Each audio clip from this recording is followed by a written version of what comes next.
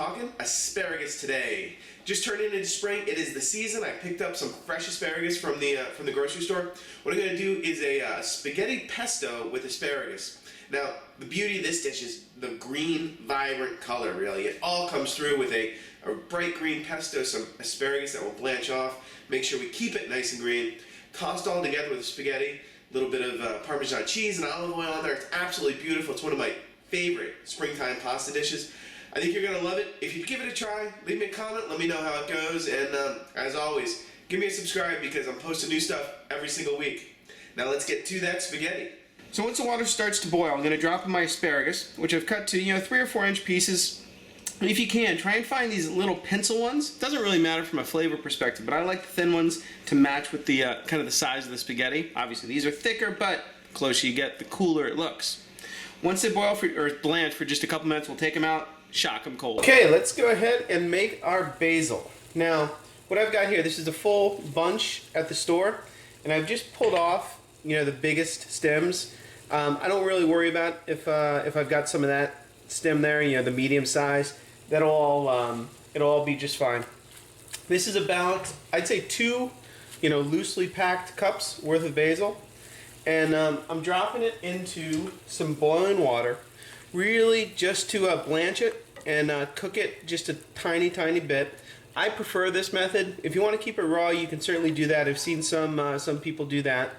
You do want to make sure it's nice and clean, and then you also want to have an ice bath, which is really just exactly what it sounds. Water with some ice, nice and chilly, standing by, because we're going to remove the basil from the water, drop it in the ice bath, to shock it, stop the cooking process, and preserve that nice green color. Okay, my basil's done, so I'm just going to slide that over. We'll turn that the burner off, and I'm going to drop the basil, like I said, into my cold water. And this is going to help set that color. One of the things you really want in a pesto is to have that nice bright green color, and doing this will certainly help preserve that. So let me just I'm just going to let this cool. Then remove the leaves again after a minute and drain them well on a paper towel. We've got our basil here that I've just blanched off. Now, one of the nice things about pestos is that 20 seconds of blanching the basil, that's about the only cooking we're going to need to do. I'm going to add a little bit of salt to my basil, a little bit of pepper. Now, this pesto, we're using almonds.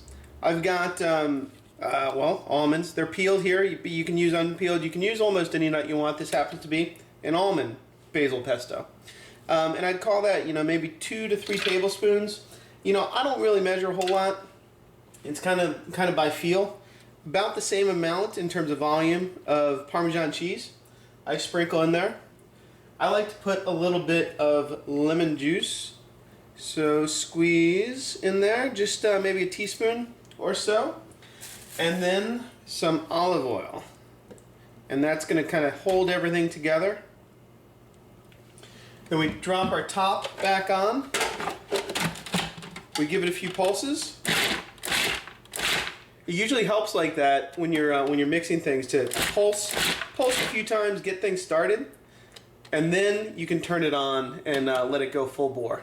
This will probably take a minute or 2 before it really becomes nicely homogenized. So about halfway through, you're going to have to come down and kind of scrape down the sides. The blades are going to throw some pesto, some basil, some nuts up on the edges, and you got to get those done. And then what I realized I forgot to add were a couple cloves of garlic.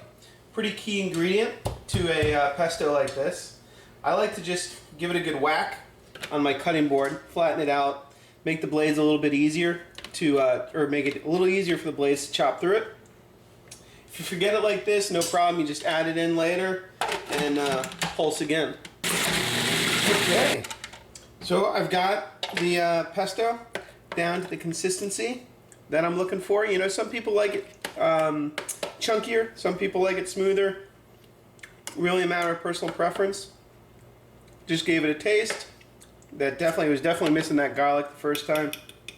but we are good to go. So my pesto and my asparagus is cooked off. We're just gonna drop our spaghetti, cook it till it's nicely al dente. We'll drain it and then put our dish together. Okay, so my pasta is al dente. I'm just gonna grab a little bit of pasta water to reserve to moisten our pasta if we need it. I dropped in the asparagus, turn off the heat. I'm gonna drain it now. That's solely to heat it up a little bit. I don't wanna cook it at all. So here's our drained pasta and asparagus. I'm gonna throw that into a mixing bowl. I got a little bit of that water left. Actually, I got a couple of asparagus spears in there. I'm going to season it with a little bit of salt. And I've got my pesto here. Now, you don't really cook pesto. That's going to kind of ruin the, the freshness of it. Throw a little dab of olive oil in there. Grab our tongs. And you really just want to kind of toss it. Get it nicely spread out evenly. Obviously a very green dish. Good St. Patrick's Day dish maybe. And that asparagus is going to be absolutely wonderful in there. Now if it looks dry, this is where that pasta water comes in. You just toss a little bit more, and once you get it thoroughly tossed, if you want, you can always throw in a little bit more pesto. You want to give it a taste. Adjust the salt and pepper. Okay, so once we've got it all mixed, grab your pasta bowl, pile it nice and high, make sure you get a good mix of the asparagus in there as well. Woo! And then we've got our beautiful pasta dish. If you want another little drizzle of olive oil, you can hit it with a touch of Parmesan cheese, not too much. And then you're good to go with this beautiful spaghetti asparagus pesto. I'll see you next time on No Recipe Required.